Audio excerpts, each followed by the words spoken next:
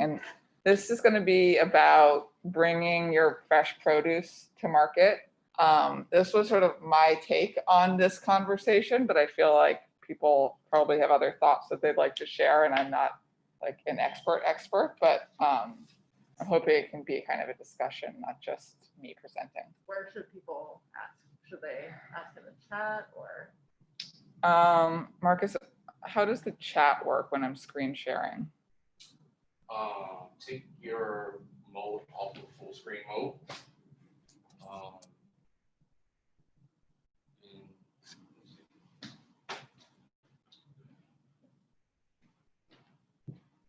Click on more.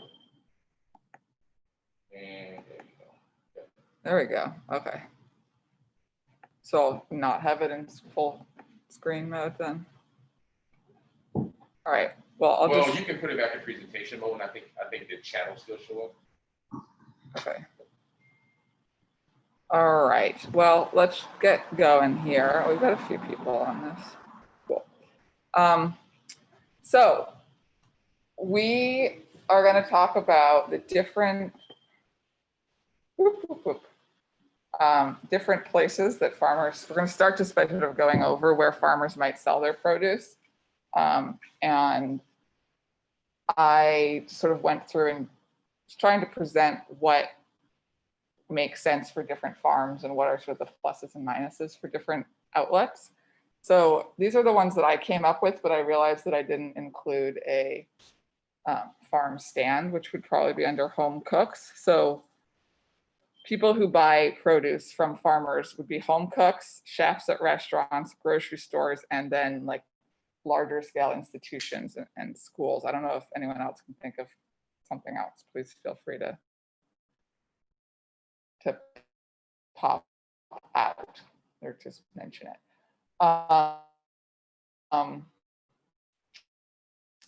So we'll go through and sort of think about different ways that we sell to a list of different places that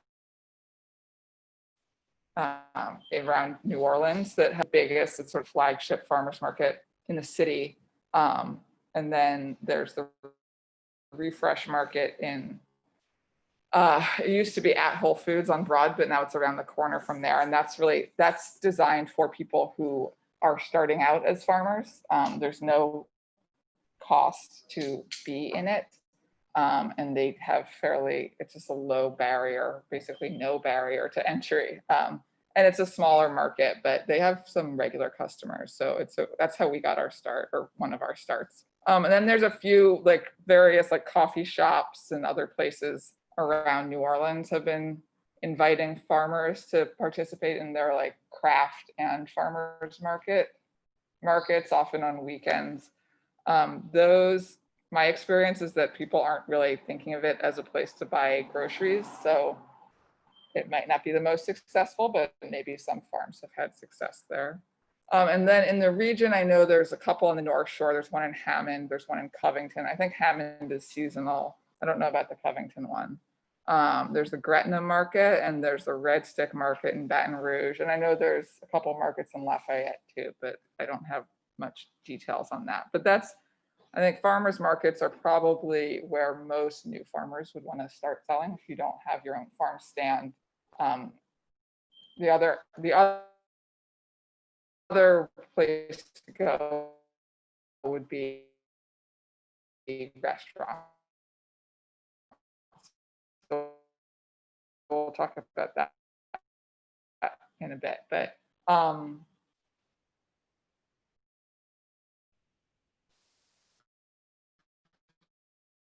farmers markets are, like I said, they're great places to get started. And here's sort of, it's thick, so a lot of sales to get into. They might have biggest market that right. You guys probably should have had this later on, but anyway, hey Kyle. Took about 9 months for us to get in. Yeah, so we started, well, we'll go through that later, but we started with our own pop-up market, which was sort of like doing our own farm stand. And then we got into Refresh, and then we got into the Crescent City Farmers Market. That started in our second season.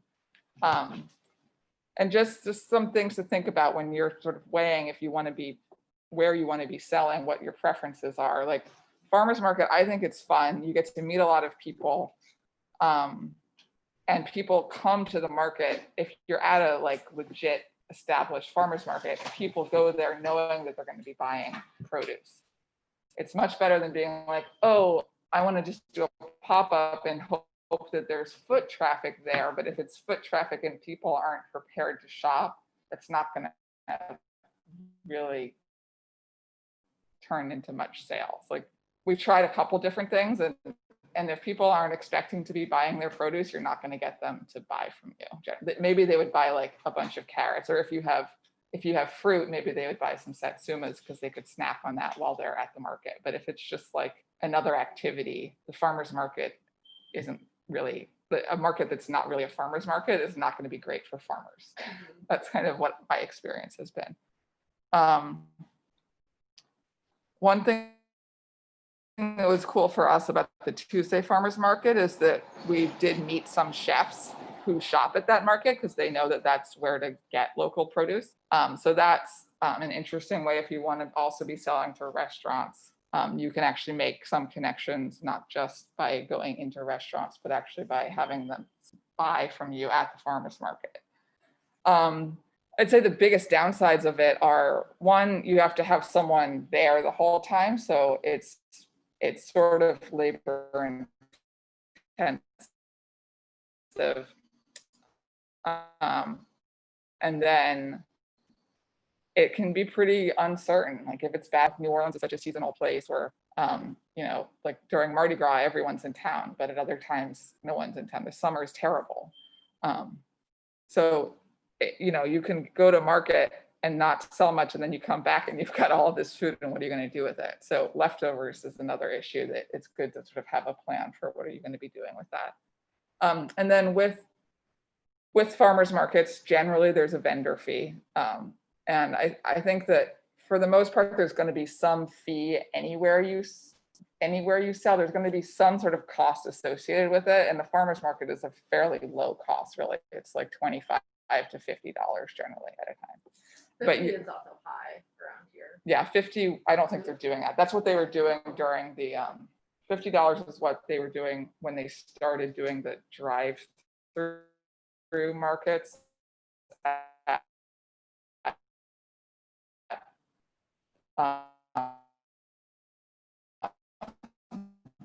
Parkway.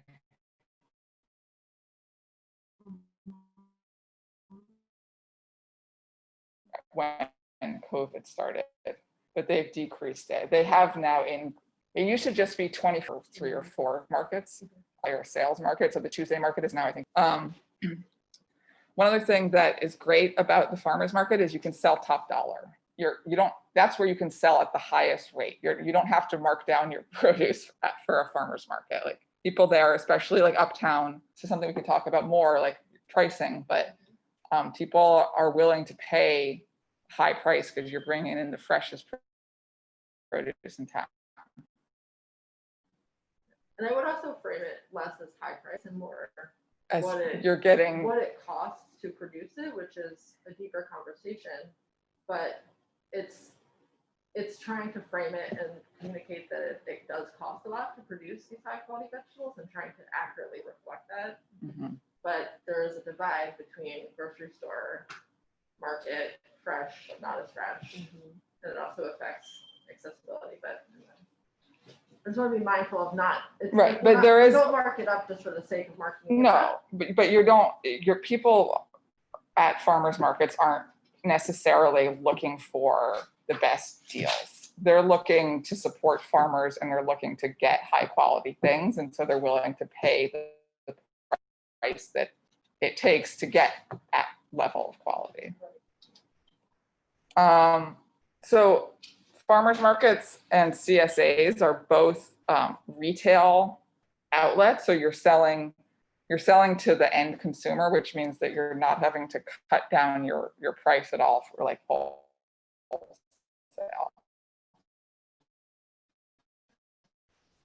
So I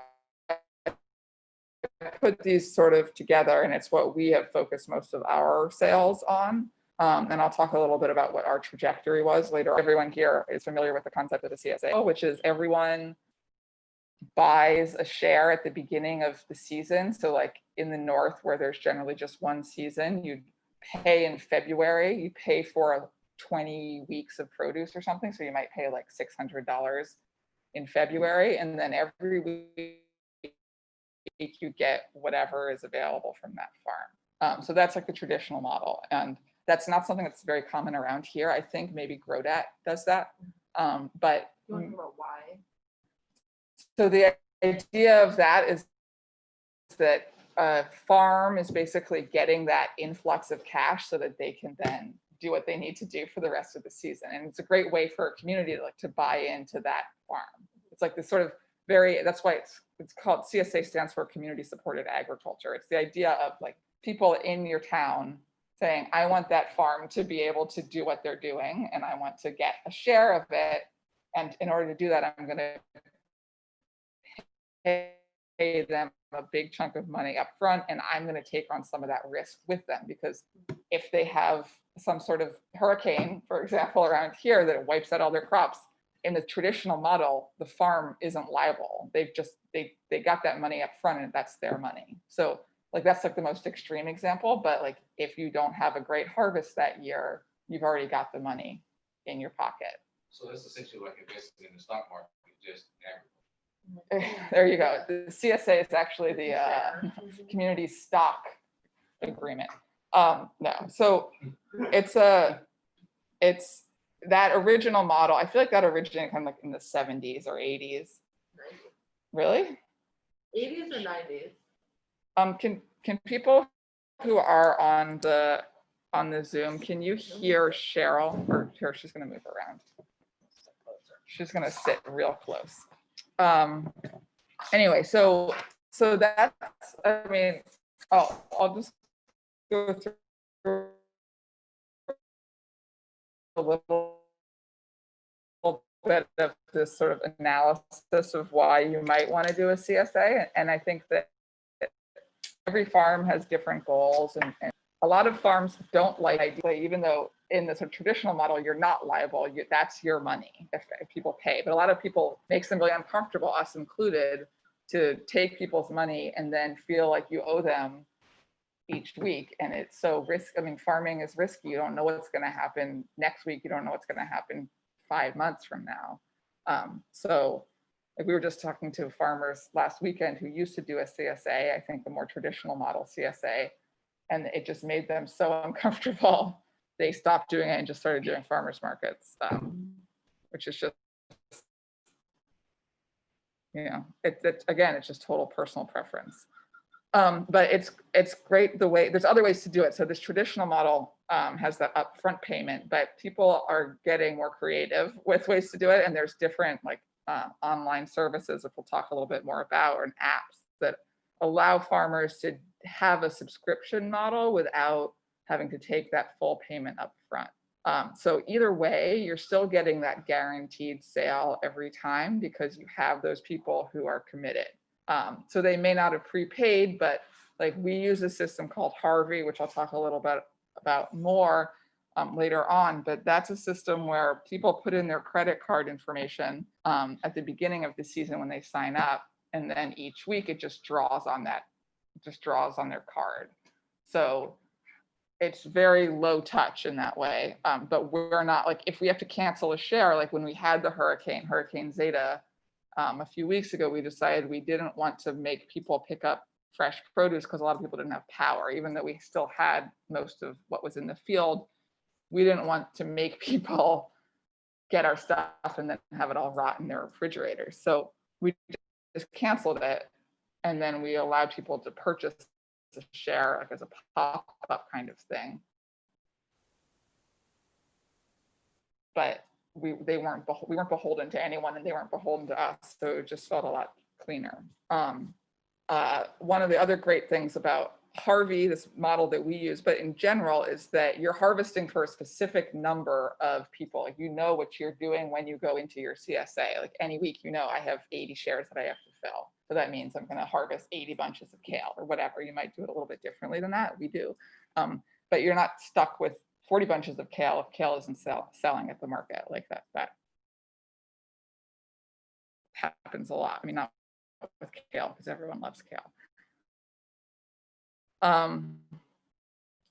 One of the benefits of a CSA that you can't do, at least at farmers markets in New Orleans, is you can reseeding, where we sell our stuff and then we also buy products from other farmers, including other vegetables, but then also eggs and mushrooms and fruit that we don't grow. So it just makes a much more diversified box that people can enjoy. It's just a better product for our customers. That's why we do that. And it also means that we can make a little bit of a profit on top of that. So it's just a little extra cash. And you know, it's interesting doing the farmers market versus the CSA model. How are you connecting to customers? Because there is a real nice, like at a farmers market, I would say 50% of the time, 50% of my customers I would see every week. That's a total estimate, but that, you know, you sort of do develop a face-to-face relationship with people. But with a CSA, you're it's similar and in some cases even more connected because you are their primary farm. So it's a nice way to just like be sort of established in your community and people get to know you as like their farm. Versus a farmer's market, you're one of 5 or 10 vendors that they might be shopping from. And then there are definitely downsides to it. I'd say the biggest downside is there's just more administrative work. At a farmer's market, if you're just doing farmer's market, you show up, you sell, you leave. With a CSA, there's a lot of back end stuff. There's a lot of having to deal with customers who say, I can't show up this time. You have to make sure people are signed up. It's just a much more administrative headache. So if you're thinking about doing a CSA, make sure that you're building in some time. Like make sure that you have time in your day. If you are a full-time farmer and you're the only one farming, you might need help running the CSA. So like with a farmer's market, you know, okay, 4 hours a week, I'm going to be at the farmer's market. But a CSA, you might be doing 4 hours of distribution and then 5 hours a week of dealing with annoying customers. So, I mean, hopefully it's not 5 hours and hopefully you've streamlined your process, but there's just a lot more that you have to deal with in that way. And it can be a headache. And if you're not someone who likes to deal with customers in that way, like something to know about. Some people are just not suited for dealing with annoying people. And at a farmer's market, it's a little more straightforward. Not just annoying, but they're not all annoying. Or, yes, that's true. Or just new. Yeah. But there's a lot more hand holding is what I'm trying to say. Yeah. The farmer's market is just way more straightforward. CSA can be a little more hand holding, but you know, once you develop relationships with people and if they become a long-term customer, then you get, you know, it gets smoother, the process gets smoother, and it can just be a deeper relationship. So, you know, there's pros and cons, as I'm saying. Another thing that has something that we've definitely been dealing with, especially with COVID, is all the extra packaging that goes into CSA. I mean, at a farmer's market, if you're selling individual bags of greens, you might be bagging that. And so you know, you're selling a bag of greens to the farmer's market, or you're selling a bag of greens to the share. But a lot of other things that people could just like pick up at the farmer's market and they put it in their own bag, you're having to package it in a way. And we've sort of minimized it by using these bins that we can talk about a little bit more later on. But you know, we used to do a thing where people could get microgreens out of tubs. They would just serve themselves. Now we have to package all of that, which we would be doing during COVID anyway, but there's just a certain amount of like, everything has to be like pre-portioned in a way that's a little bit different from farmer's market. There's some overlap certainly, but we also had to buy tons of bins, or you could choose to not do bins. You could choose boxes or bags. Either way, something has to be holding that share. unless you do market style CSA, which we can talk about a little bit more, but that's another thing. And so the last point here that I just want to talk about the downside of a CSA is something that we're going to talk about a little bit more when we're talking about community engagement, but a CSA is it can be kind of an exclusive model, especially if you're doing internet-based sales where people have to have access to the internet, they have to have an email address, they have to have a credit card to pay, and they have to understand what a CSA is. So there's definitely some barriers there that means you're not going to be reaching everyone in your community. And then there's different ways to price a CSA, and we'll talk about that a little bit more too, but most farmers don't have the ability to accept SNAP, whereas at the farmers market, if you're vending there with like the Crescent City Farmers Market, they deal with SNAP, so you can actually take SNAP payments, which is that's a great benefit of being in a farmers market, where in a CSA, you have to deal with that on your own if you're going to. And that can be another administrative thing to deal with for sure. So yeah, that's CSAs. Does anyone have anything else, thoughts about farmers market versus CSAs, or questions, or like what you're like, do you feel like one of them seems better than the other or is more appealing? CSAs just seem risky to me.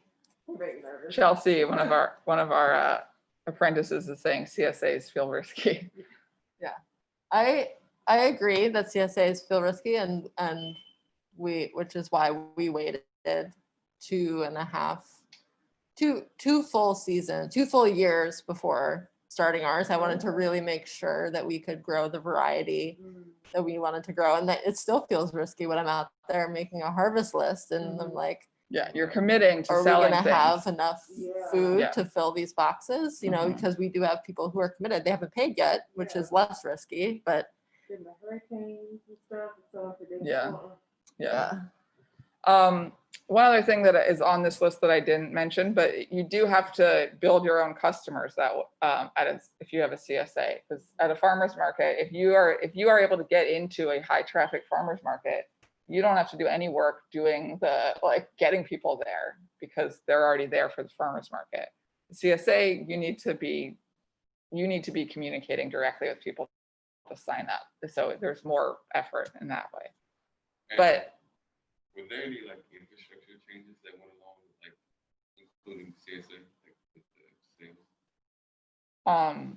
You mean like, did we have to build things at the farm? Build things, or just like things that you didn't have before? We've built. repeat the question. Okay, Christian is asking if we had to do any infrastructure changes or add anything to have a CSA, and the answer is yes.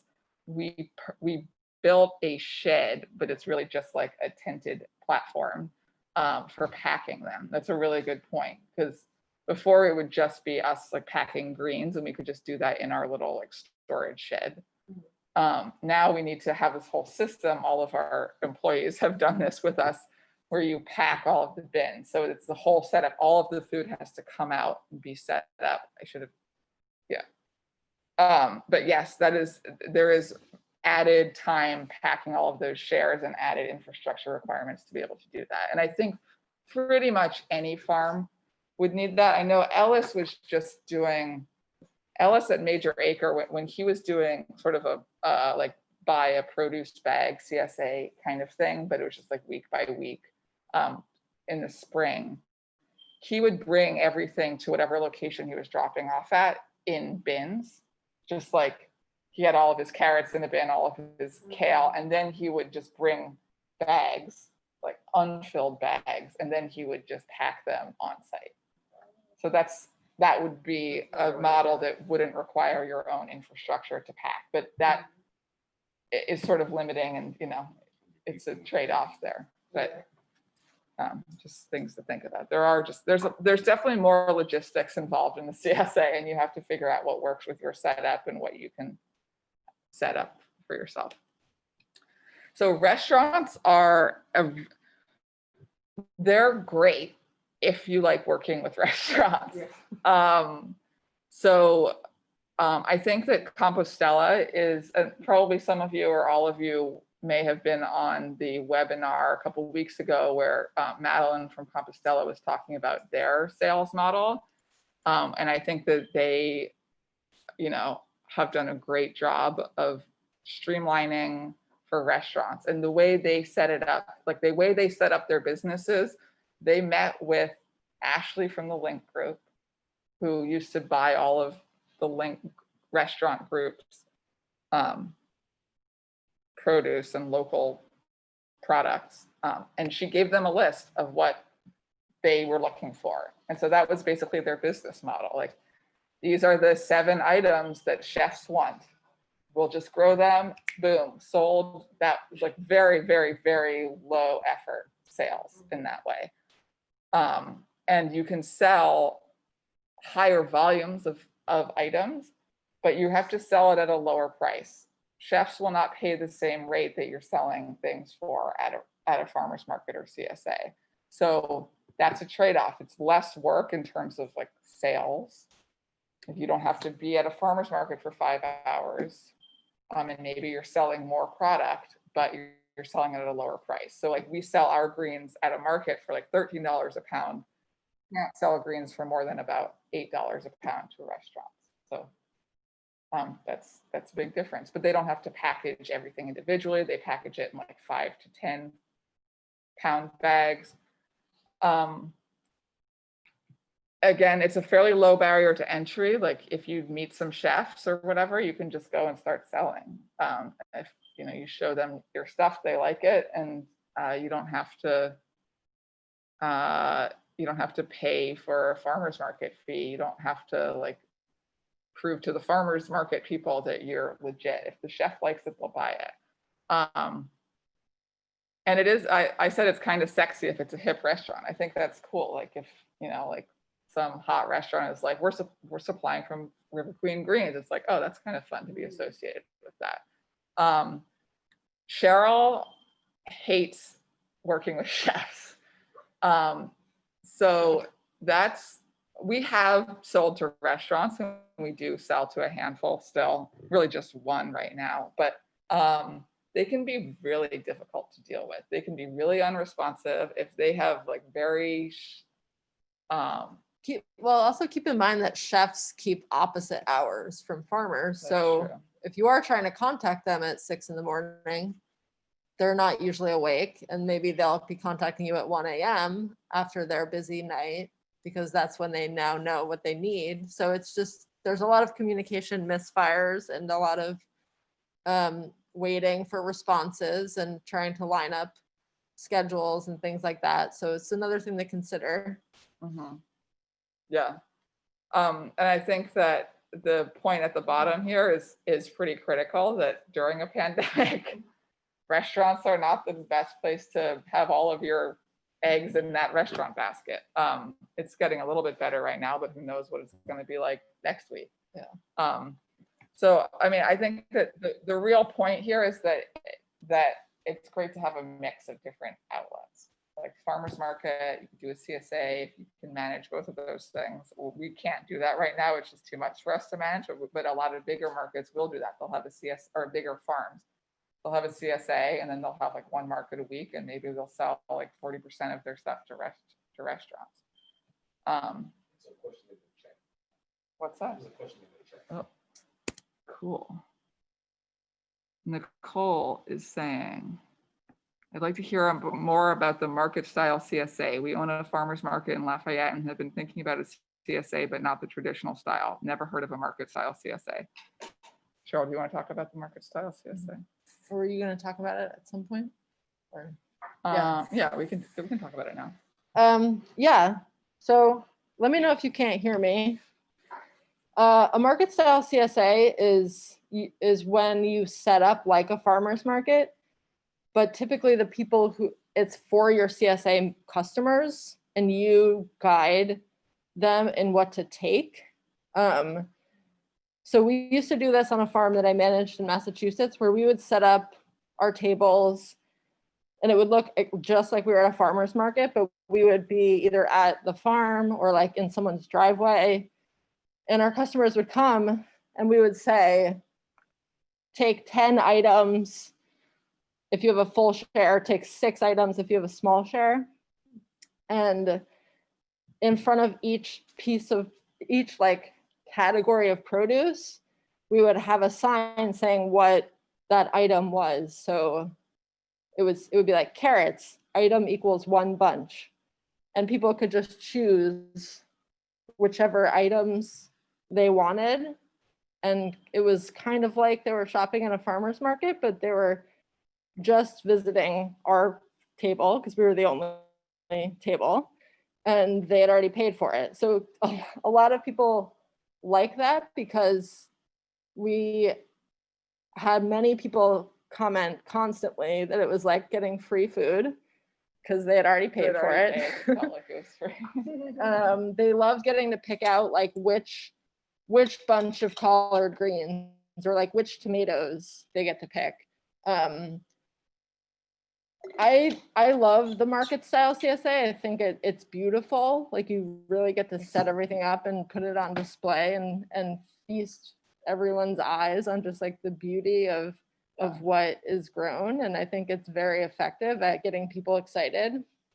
I think it's very challenging in this climate if you're not in a conditioned space to pull off a market style CSA. So I mean, it's not that dissimilar from doing a farmer's market, which that could have been in my list of challenges with the farmer's market is keeping things fresh. yeah, But you're outside and it's hot. and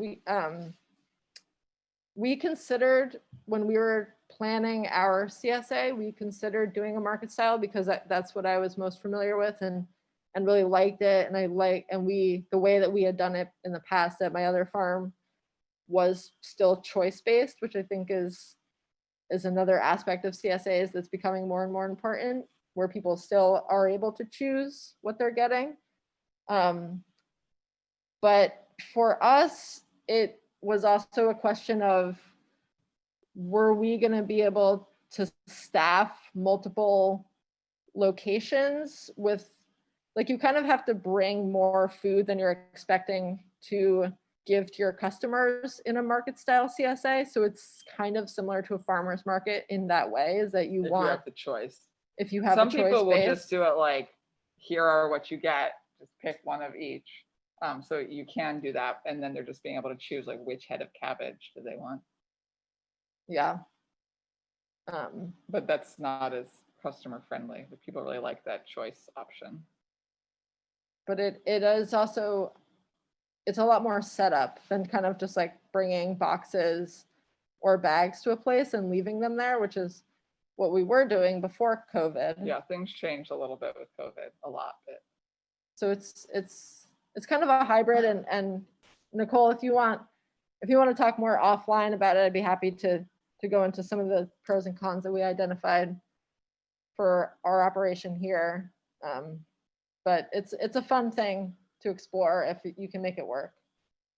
Is this something that's like less labor intensive? I mean, more labor intensive on the front end because you have to set it up, but like less labor intensive like overall. Because in theory, could you like set it up and then go do something else while people are like doing their thing and like picking their vegetables? Christian is asking, like, where does the labor come in different models, and what's more labor intensive? Yeah, so Christian also asked, can you kind of set it up and then go do something else while you let people go through it? Yeah, if you're able to do a pickup on your farm, then you certainly can set it up like in a farm stand or a little kind of shady area. And I know some farms up in the Northeast definitely do this, where they set it up and like just leave a list, tell people what to do, and maybe they have like a volunteer who kind of like manages, just make sure people don't have questions, Like restocks bins or restock whatever. stuff if it needs, or like rotates out stuff that's getting wilty. But yeah, you can, it's definitely way labor intensive than, for instance, like packing up Like less 100 labor-intensive. boxes. But then you do have to deal with it at the end, kind of like cleaning up anything that's left. But again, pros and cons to it. I'm a big fan of the market style, but have just haven't quite figured out how to make it work here. And also, I think during COVID, the way we've done it using bins has just felt the most COVID friendly, where people are, it's really quick. People just in and out. Okay, I'm gonna keep going here because we're actually using up a lot of time. I have a way of doing that. So I'm just gonna talk about grocery stores and institutions really quickly. I think that this is probably not that relevant for most new farmers because it's the biggest thing is there's major barriers to entry. So you have to get GAP certified for most like grocery store chains. There are some like the New Orleans Food Co-op is a grocery store that you can sell to without being GAP certified, but that's going to be a much smaller volume. But if you are a big farm with a lot of produce and you're GAP certified, if people aren't familiar with GAP certification, it's good agricultural practices. It's about food safety. You have to pay to be certified, and it's a whole regulation. There's just a bunch of regulation around it that is hard for a small farmer. Like our scale is, we couldn't do it in our current setup. You need to have like clean processing facilities that can be like sanitized all the time, and et cetera. So, yeah, I think eventually we'd like to be GAP certified, and maybe we would sell to grocery stores, but you also sell at a very low price point. That's the lowest price point that you're going to be selling produce for. So you need to have a lot of a single crop. So like a lot of farmers here sell citrus and sweet potatoes. Those are kind of the that I can think of. I don't know if there's other products that we might see in a grocery store here in South Louisiana that was grown locally. And that's because those are the things that people grow in large quantities on large scale here. They're not doing, those aren't the diversified farms. Diversified farms like us aren't selling to grocery stores because they're not selling enough of a single product to be able to do that. So, you know, it's a model. There are definitely some, we've listened to some like podcasts with farms that went from being farmers market to just selling to grocery stores and liking that. But, and institutions like schools, there is an effort in this state right now to get to this farmer to school program. But again, that also requires a GAP certification. So it's a similar barrier right now for farmers, like farms that are our scale. But if you are able to get GAP certified, you're going to sell a lot of volume and it's not a lot of work to sell to one big institution or a handful of grocery stores. Like you don't have to spend hours of your week doing the sales. That's already taken care of. They might even come pick it up from you. Like there might be nothing that you have to do, but you're not going to be getting as much money per pound. Not even close. Okay, so I'm going to talk a little bit about our trajectory, how we started selling. So spring 2018 was our first season of sales, and we started out. We just set up a tent outside of the coffee shop across the street from our house that had it was busy on weekend mornings. And so we just started selling there. And that was a nice way to get some visibility and just sort of see how we were doing and see if people were interested and people were excited. But again, that we had to create that market. It didn't exist. So getting into the refresh market, which is that no barrier to entry market that I mentioned before at the Broad Street Whole Foods. That was a great way for us to actually like experience being in a farmer's market. And then we also made some connections to a couple local restaurants. The NOLA Food Co-op is a nice place to sell. Like you could sell like 20 things to the food co-op. And then Laughing Buddha Nursery. And I don't know if there's other places in other parts of the state that are like small grocery or just sort of like resellers that aren't like an actual grocery store, but they would they would buy, 10 to 20 items a week from you, just sort of another outlet. That's what we were doing with stuff that we weren't selling at market. And then the refresh market connected us to the Crescent City Farmers Market. And so in the fall of 2018, we got into the Tuesday market at the Crescent City Farmers Market, and that just like bumped up our sales majorly. There's just so much more foot traffic there. People are going there to shop.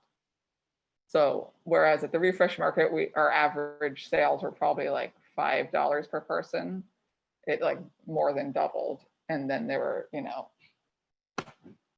more like probably 3 or 4 times more people at the market. You want to talk about what actually we were like bringing in from the markets? Like What are like sales? like what it started with? Yeah, I would say at the like a good day at refresh would be like $200 for a sale. And a good day at the Crescent City Farmers Market would be like $1,000. So there's a big difference there. And I'm sure that but we were doing refresh when we were smaller scale. So we didn't bring as much stuff. Like if we were bringing what we would bring more recently to the farmers market, we probably would have sold more, but still we would not have sold out. And we would generally sell out, or maybe we would have like $50 of stuff left at the end of the market, mostly microgreens. So that was huge. And it just created a lot more visibility for us. And just allowed us to expand. Like it was a big bump, and it was interesting being in the Tuesday market and not in one of the smaller markets. Like I'll just speak a little bit about Major Acre Farm, Ellis, who's a friend of ours, who has been mostly at the Thursday market, which is a smaller market. It's a neighborhood market. And at the Tuesday market, there are more farms there. There are other farms that are doing similar things to us, sort of. I mean, we did differentiate ourselves a little bit, and I'm going to talk a little bit about that shortly. But there's sort of a balance. Like he likes being at that smaller neighborhood market because he is like one of the primary vendors there, and we were just one of many vendors.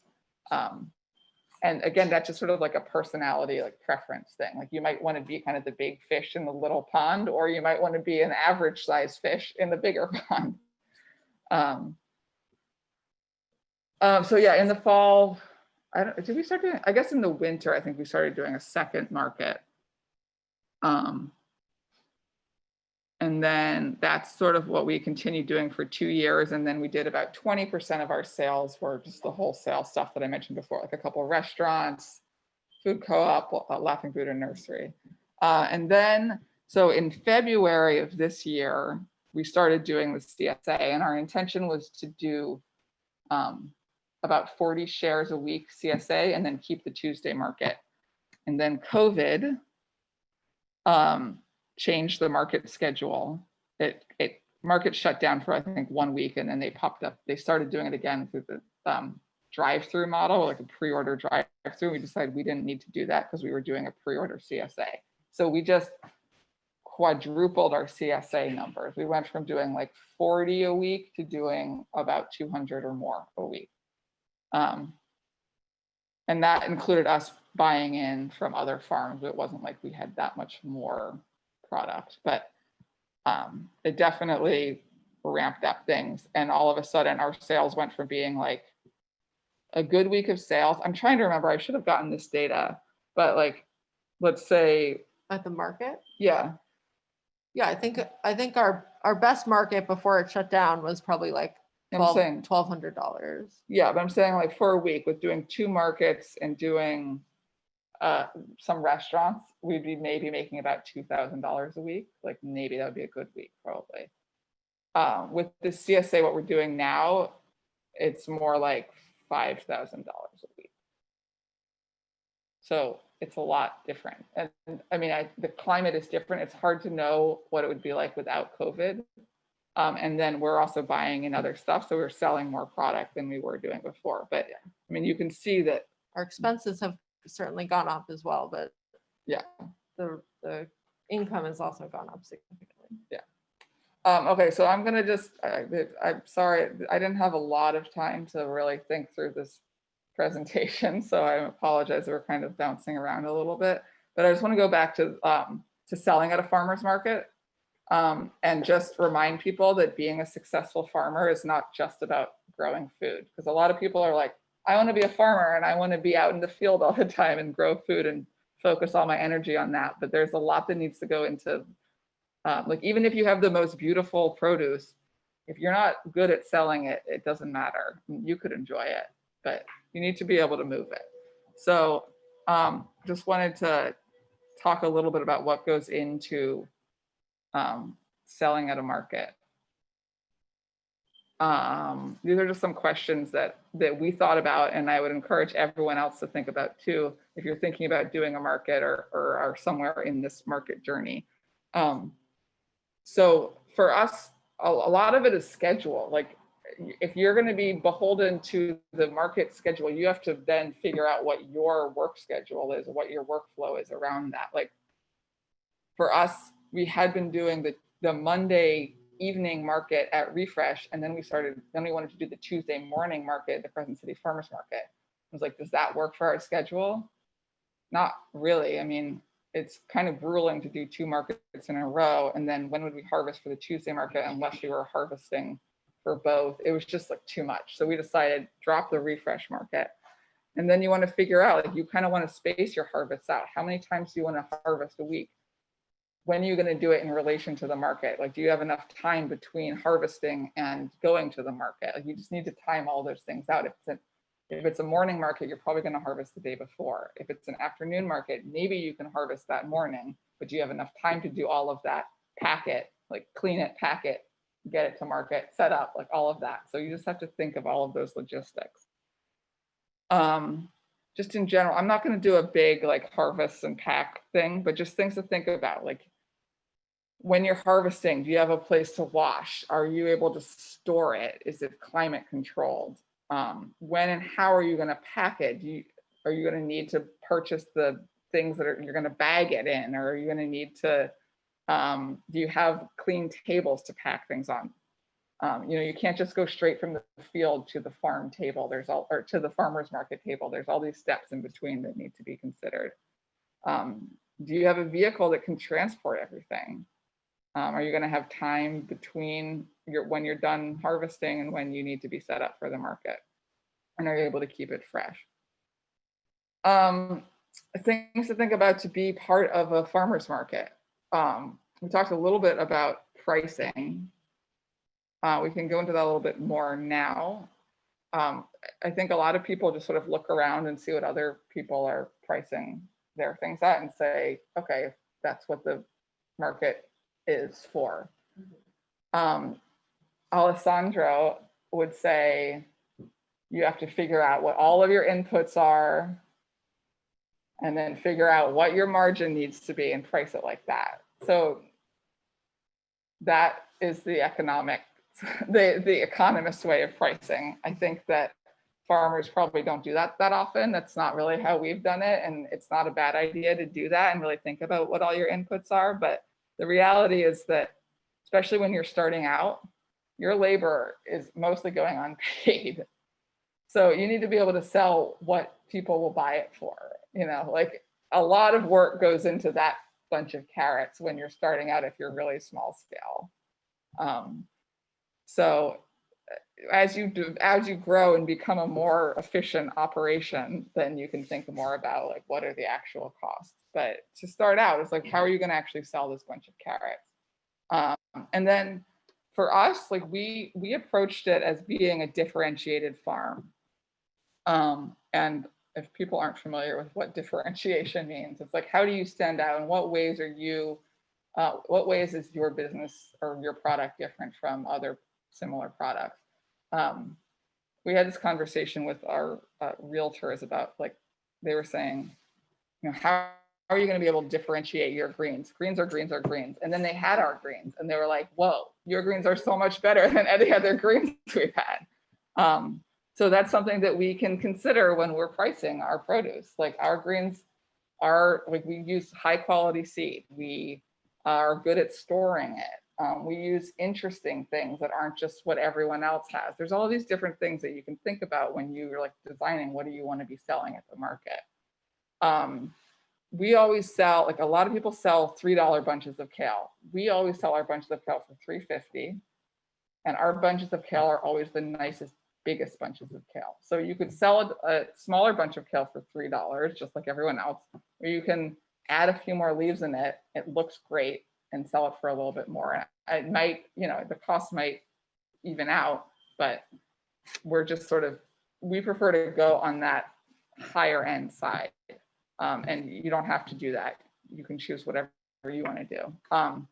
One thing, like sort of the obvious way to differentiate as a farmer is to decide if you're going to be certified organic or certified naturally grown, or if you're just going to be using like natural practices. So for us, like we came in, we got certified naturally grown fairly early on, and we established that as part of our brand. You know, we want people to know that there aren't any other organic vegetables. No one else is certified organic at the New Orleans farmers market that I know of. I don't think that's changed. And we were the only certified naturally grown ones for about a year. And so like people would contact the farmers market and be like, do you have any organic growers? And they'd be like, no, but River Queen Greens is certified naturally grown. And that's something, and people will pay a little bit extra for that. And then some other things to think about in terms of pricing. Like I said, like, are you growing fancier varieties of things that other people don't have, even if everyone's selling tomatoes, or your tomatoes heirloom versus like red Creole tomatoes or whatever. And then if you can get items off season that other farmers don't have, you can definitely charge a little bit more for that. People like, it's great to be first to market with things like tomatoes. And Tomatoes also- are so weird here because most of the vendors selling tomatoes are hydroponic, so they have this weird season that's like December through May. In other places, tomatoes are more restricted to everyone knows, like August is tomato season. And if you can get your tomatoes in July, you'll sell a lot of tomatoes in July. Do you want to say something, Cheryl? I just wanted to note that also anything grown in the off season is usually grown with some sort of assistance. So typically in a hoop house or a high tunnel or a low tunnel. So those are extra inputs, and it's extra labor and extra materials costs to making sure things do grow in the off season. And so with that does come a higher price, not just because, again, we're marking it up for fun, but because we're trying to reflect the actual labor of producing something in a time when it's not easy to produce it. Yeah. And then, yeah, okay. One of the things that I'll just mention quickly here is that we started our business with the intention to sell higher margin items. So salad greens is sort of the example of that, which people are willing to pay a high price for because they want fresh salad greens, and you can't really get it. You cannot get the same quality at a grocery store. People want them from local farmers. So you can charge a little bit more for that. And because we're on very little space. And then it also made sense given our setup, which is we were on half an acre at the time. And then microgreens is also a really great way to show up at market with a high value product that's easy to grow. People are willing to pay a lot for it because it's a specialty item. And then there's just some logistic stuff about having doing a market. You need to have things to be able to do it, including a POS system. Or actually, not everyone does, but I would recommend it, having a way to have a card reader for credit card sales, being able to keep track of sales.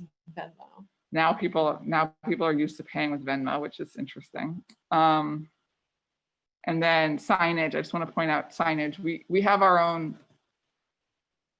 We have our River Queen Greens sign, and then we have little like mini slate kind of things. They're actually just plastic, but we write on them with a colorful marker with whatever the item is and the price. And then you can also bring a chalkboard. If you don't want to do individual things, you could just do like a big chalkboard and do a price list for that. But you always need to have some form of signage so people know what price is and labels, clear labels. And then I just made a note here that you should plan to have some outlet for your leftover items, whether that's donating it, if you're just going to consume it all. We used to sell stuff to Laughing Buddha after the market sometimes, like stuff that was still in good shape. She would say, I'd be like, I still have 5 bags of baby lettuce. Do you want it? And she'd be like, yeah. So you just go drop it off. Or sometimes people will go to restaurants after. Real quick, just some tips, hot tips about how to have a nice looking market table. The number one thing is you have to keep it fresh. And there's some strategies for doing that. Like we use these metal tins that you can see, they're like metal tubs. You can put some water at the bottom of it, put a cloth with water at the bottom of it. That'll keep the greens cooler. You don't want them standing up where the wind can get them, and you definitely want to keep it in the shade. Multi-levels is, oh yeah, you can also have a water squirt bottle. Having multiple levels is really key. It just looks a lot nicer to have. It's just a visually much more pleasant experience than just like flat. So bring some boxes or bring some bins and turn them on their side and put cloth on top of it. And then it's just a nice visual experience for shoppers. You want to keep things looking abundant. So restock frequently. You have to balance that with, you don't want to put everything out and have it all wilt. So there's sort of a balance between having it look abundant and then keeping regularly restocking outside. A lot of farmers at the market don't seem to care very much about the appearance of their bins, but it's something that we think is important. And people, like we had many people comment. I had many customers say, "You have the nicest market table. Thank you." A lot of vendors will come, they just have all of their stuff in their plastic tubs right off of the farm. They just put it out there on the market table. And it just doesn't look as good that way. You just got to put a little care into it, and people are willing to pay a little bit extra for that extra care. Or they'll just appreciate it. You don't even have to charge more, but just, it's part of your brand. What does it look like? Like that's the most obvious thing. They're going to see that before they taste it. So I said that it's good to have labels and prices. And then another thing is what did I say here? Oh, this is kind of a weird thing. It's nice to just have that abundance and variety. So it's not like all we have is cabbage. You want to have a table with a lot of different colors and different, like some roots, some leaves, some, what else do we grow? I don't even know. Tender greens. Some fruits, some fruity thing. But then at the same time, like for us, we came to be known for our salad greens because that's how we started out. And that was sort of our differentiating thing. And that's in our name, River Queen Greens, like that was intentional. And so then we started adding more things as we grew, but generally like we had a lot of customers who knew we were who they would get their salad from. So it's nice to sort of have that thing that people associate you with. So you're not just like, people like would come to us every week to get their salad greens, and they might go to other vendors for other things, but they knew that we were on their list. Okay, now let me see. What time is it? Okay, we've already talked a little bit about CSA stuff. Are there any other comments? I just keep talking and talking and talking. Sorry. 11:08. Okay, well, we'll do this quick, but I'll just introduce a little bit how we started doing a CSA. We've already talked a little bit about it, and we were going to do it before COVID, and then it took over when COVID took over. And I would like to keep doing markets because I really enjoy doing them, but the CSA is working well for us right now, so we're sticking with it. But the biggest thing is that we knew that there was an unmet demand in this city, and I don't know what the climate is like in Baton Rouge and Lafayette and other places in Louisiana, but in New Orleans, there were probably like 100 people who were getting CSAs before this time. So that means there's a lot of people who weren't getting CSAs.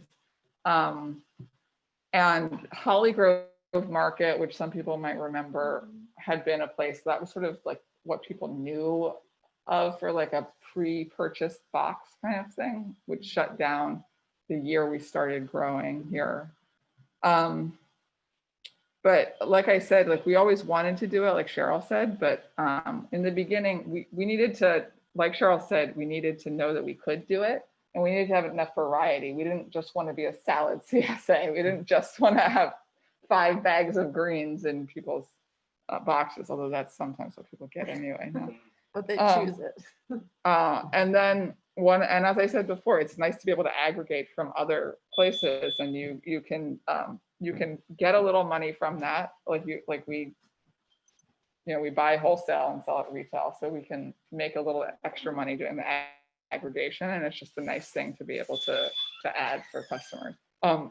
So I think the biggest thing that has defined what our CSA is using Harvey, which I would encourage everyone to, if you're interested in a CSA, do a little research in different program models that are available, because there are different companies right now that are being sort of like host sites for CSA systems, and Harvey is one of them.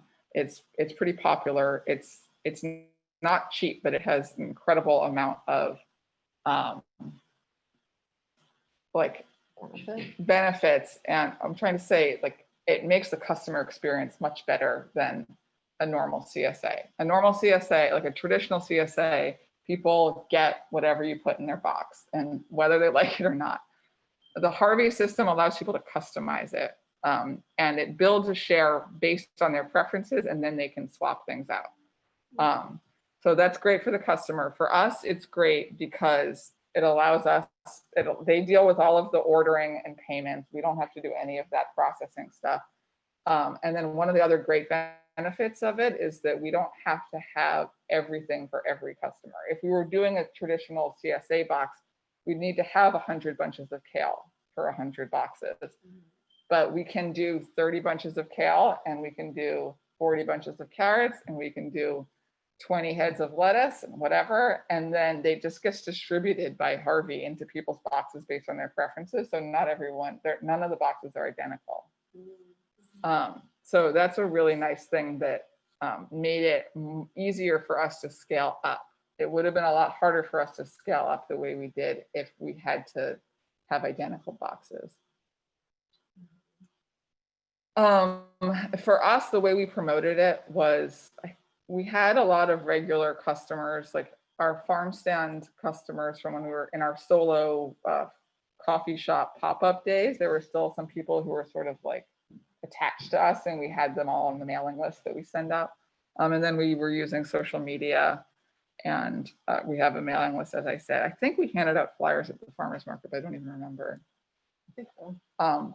But yeah, social media is powerful.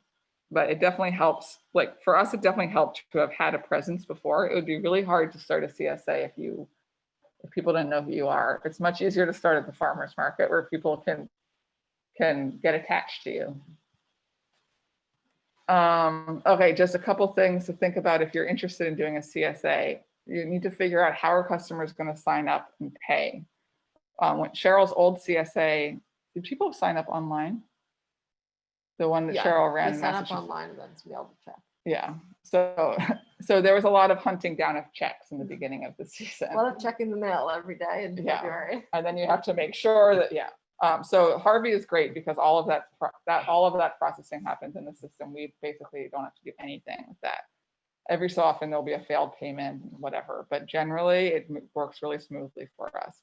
Harvey allows different options, and this is something, I'm sure a lot of different systems, or however you want to do your, Kyle, could you let Angela in? However you want to do if you want to use an online system, hi Angela, or not, but you need to figure out how you want people to pay and when. So traditionally, as I said, you could do the 100% upfront thing, but people are more used to doing each week here. People are used to that. Like I pay $25 and I get a box, not like I pay $600 and I get 20 boxes. That is definitely a lot easier for people to manage, and it's less exclusive in that way. A lot of people don't have $600 to shell out at the beginning of the season. Other things to think about are, oh yeah, if you want people to buy, to like commit as a subscriber, or are they just going to be doing whenever they want to, they can just buy a share. Harvey allows both, which is a cool thing in Harvey, and I'm sure other systems allow both. But I think Veggie Co-op, which has a CSA, I'm pretty sure people just buy each week. Grodat in New Orleans is a subscription thing, and I think people pay at the beginning of the season. And as I said, we have either one. People can sign up for a seasonal share, or they can buy each week, which is a cool feature in Harvey. It just allows a lot of flexibility. You need to figure out what your packaging is going to be. For us, we like using the bins because we didn't have to keep buying more packaging, and they're cleanable. Some people don't want to deal with bins. The bins is also a pain in the butt to manage, so it's a trade-off there. But they are also stackable. You can easily put them directly into the cooler if it's not going out immediately. If we were packing everything into paper bags, we wouldn't then be able to store it in the cooler. It would all just turn into mush. But bags are probably the cheapest. And there's lots of different things. You just need to figure out what's going to work for your system. Other things to think about, are you going to be sourcing outside of your farm? You need to make connections to other growers and producers. And then finally, how are customers going to get their veggies? Do you want to have it be, are they going to pick up from your farm? Are you going to do a drop-off site? We do both. We have 2 drop-off sites and 2 pickups at the farm times. Or do you want to do home delivery? That's what Veggie does. That means you have to have a van. You can probably charge a little bit extra for that. You should charge extra for that. Definitely. You absolutely should. I don't know that Veggie does, but I think they just started adding that. But yeah, and then you also have to worry then if you're just dropping it off on someone's front porch, when are they actually going to get it? Is it going to be disgusting when they get home? Or do you have a way to store it, or are they going to be storing it on their porch in some way? So these are just all things to consider when you're trying to figure out if you do want to do a model like that. I think that's my last slide. It seems like a weird slide to end on, but that's all I got. Does anyone have any questions? I'm sorry, I just kept talking and talking. I seem to do that well. Anything of interest or thoughts? I am curious, has anybody done like any analysis, what kind of ROI thing on like markets versus CSA versus wholesale? For what? Just looking at like really breaking down in kind of a granular way, like the inputs versus. Like the cost, you're saying? Versus Yeah. I'm trying to understand what the question is before I can repeat it.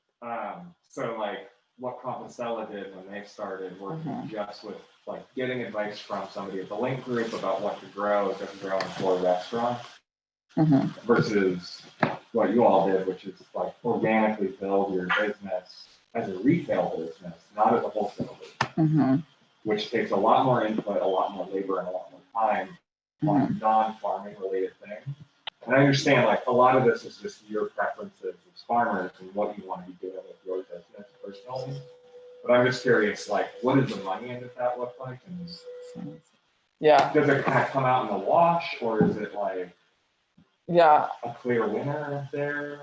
I mean, so Kyle, one of our apprentices here, is asking about how does the like basic, just the bottom line basically between being a retail farm versus being a like restaurant seller farm, and like CSA versus farmers market versus restaurants.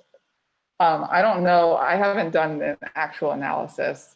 I mean, we decided to do the retail because we had more labor. I feel like if it were just me or just Cheryl, it might make more sense to do the restaurants because there's just not as much, you don't have to pack as much. You don't have to spend as much time at a farmer's market. Yeah, I think that I think there are many things to consider. Yeah, there's a lot that goes into that. Just one other point I want to make about that is that Compostela has totally streamlined their operation where they're only growing like 5 to 7 items.